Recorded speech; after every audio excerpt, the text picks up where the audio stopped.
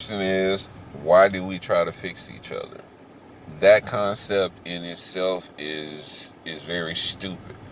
I can't fix nobody, and can't nobody fix me. How can you fix what's wrong with me? You know what I'm saying?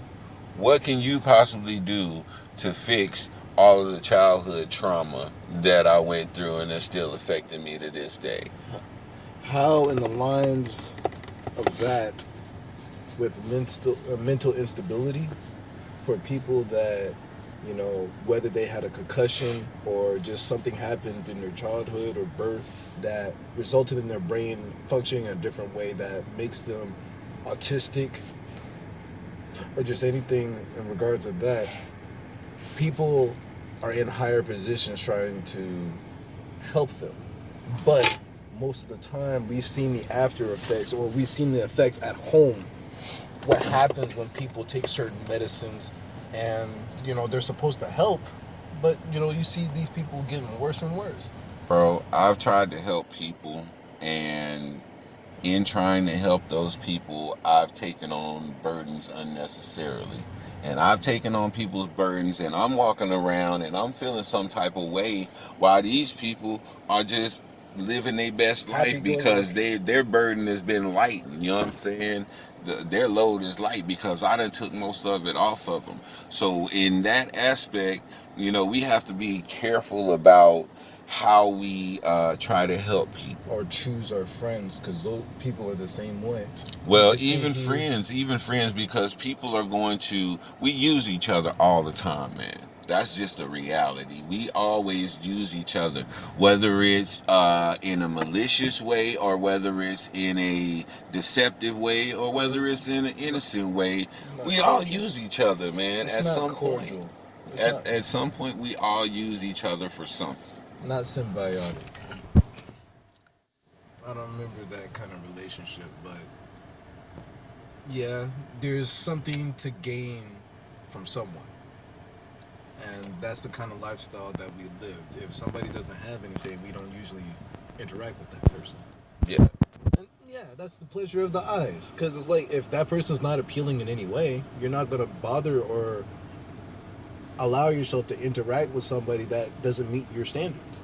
So, yeah, just I don't know. just choose wisely on who you have around you, because it's also the people that are in your environment and not just what the people that are close to you that can literally change your life. Just like how you said you took on those extra burdens and those other people were feeling lighter. Yeah. Who's coming to help you?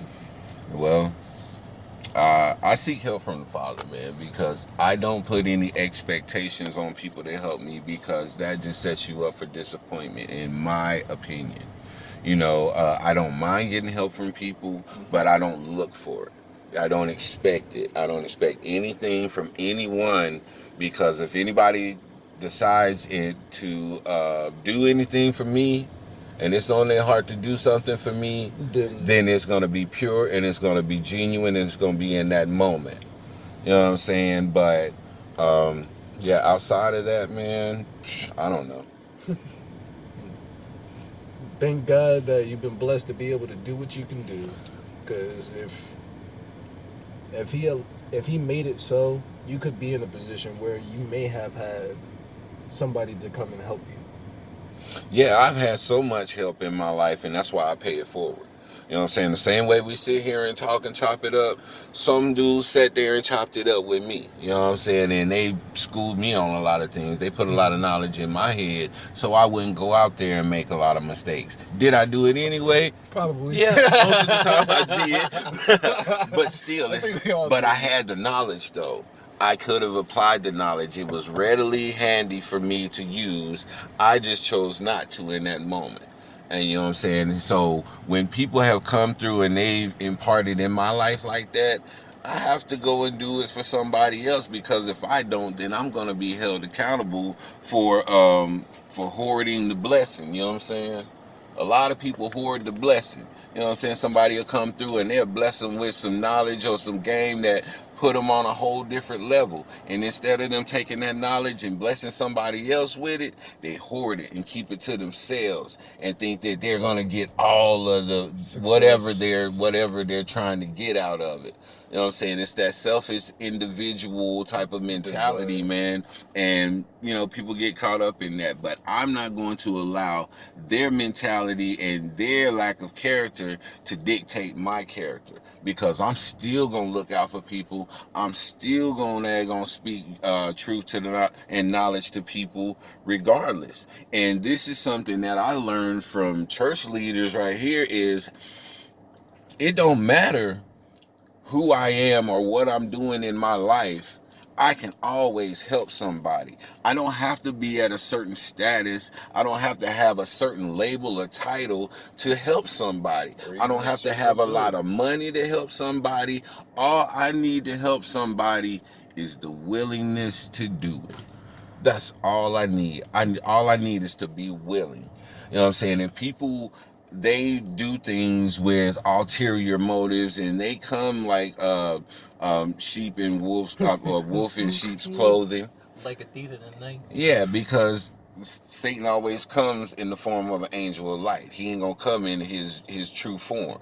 You know what I'm saying? So when people come at me, man, that's why it's important for me to have that discernment of spirits so I can see what this person's intent is. They don't have to say nothing, and they can be good at the lie that they telling, but it don't matter because I'm looking past the flesh and I'm looking at the heart and I'm looking at the spirit of that man. And when I look in your spirit can't lie to me. You know what I'm saying? Because I already know you want something from me, but you can't get it. And the thing about it, though, people, if they really know me, they would know that they don't have to do no trickery or nothing like that to get anything from me, because I will willingly give anything, bro. And that's the thing that ticks me off so much, is because people feel like they got to come at me sideways and come at me with that game, that weak game that they be trying to run, and it don't work with me. I know exactly what's going on. I won't say nothing though. I'll let them keep on running that crazy game, and I'll just counter it at every turn, man. And that's my way of letting them know that I know what they're doing. Now, if they don't figure out that I know what they're doing, then that's on them. They just lost, man. But, you know, people try to take your kindness for weakness, man. Just because I'm a kind dude, don't ever get it twisted and think I won't pop your melon. You know what I'm saying? And I'm just being real, man. I'm a man of God, but at the same time, I will pop your melon, bro. You are not going to do anything to me. You're not going to harm me, and you're not going to harm mine. Period. And that's, if I'm wrong for that, I'm just going to be wrong. But that's what I am, and I stand on that for the entirety of my life. You know what I'm saying? So at the end of the day, what does somebody have against you to attack you and yours? So it doesn't matter. This world that we live in today, people, we have demons and we have spirits that are on assignment. They have an assignment to destroy us. They have an assignment to influence us to do all types of things in this world, man. So we have to understand that there's a spirit that's over this whole entire area, this whole FM 440 area. There's a spirit that has a job to rule over this area and influence the people in this area that open themselves up to that spirit. You know what I'm saying? So when you able to see that and identify that, man, you walk different, you move different, you think different, you talk different. That's why people can't stand to talk to you a certain way, because you give off that energy, that aura, that spirit that they don't have. They either get envious or they become hostile because your energy is affecting theirs, and they don't like that. People don't like what they don't understand. Most of the time they'll fight or they'll try and destroy it. And this, most of the time, it's been in alien movies where you see a good alien, and most of the time you got everybody else freaking out and attacking when they could be sitting here like listening to a child that is sitting here interacting with this alien and talking to people at the same time. So it's like, leave him alone. Understand this being. Don't sit here and constantly fear what you don't understand. And most of the time, people don't understand what's going on. That's why we're blessed with the knowledge and the experience that we have, so we can help those that, you know, are stuck or just don't understand why you are the way you are or where you're at in life.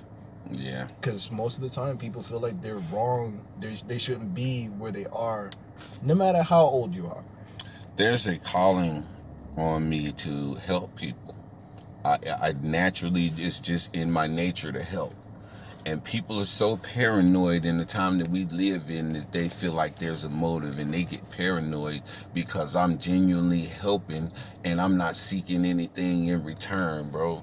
Oh, It's crazy that we live in a time to where you can't just show somebody some genuine love without them thinking that there's an obligation attached to it.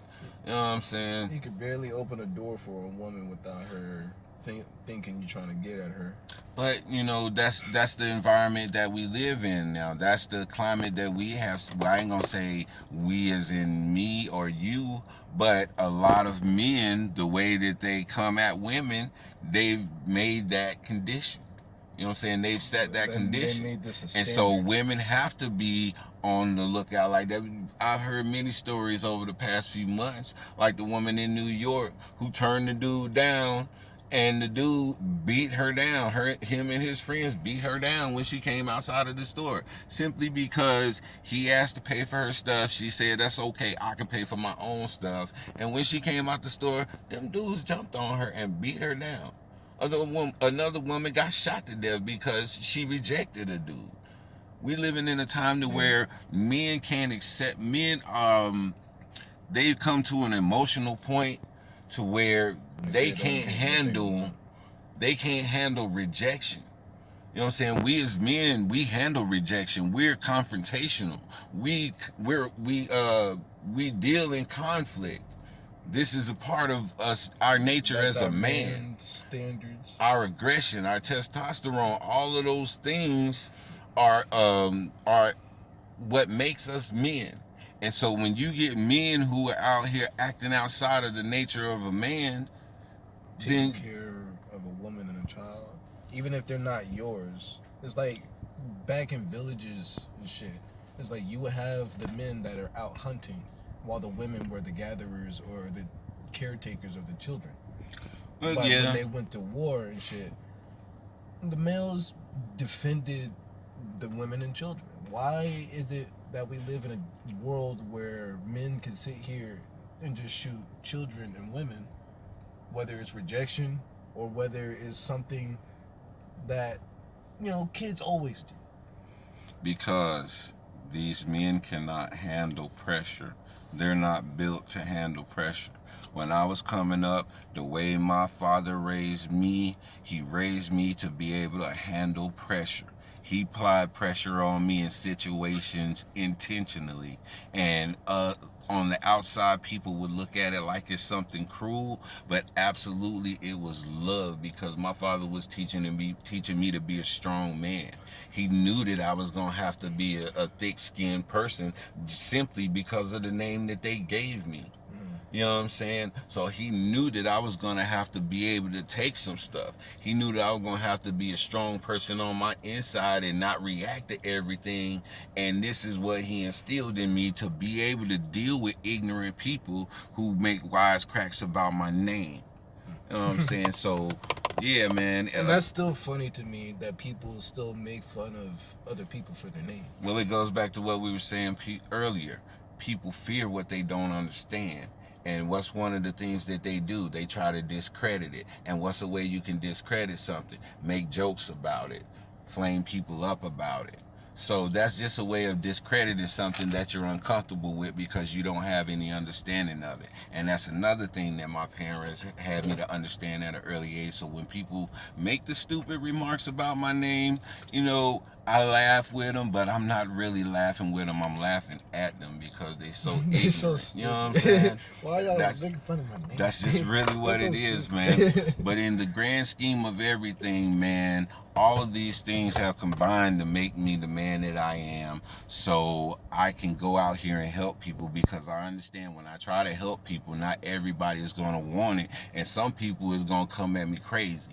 And I'm going to have to be able to react in the right way. And I'm going to have to be able to accept that rejection.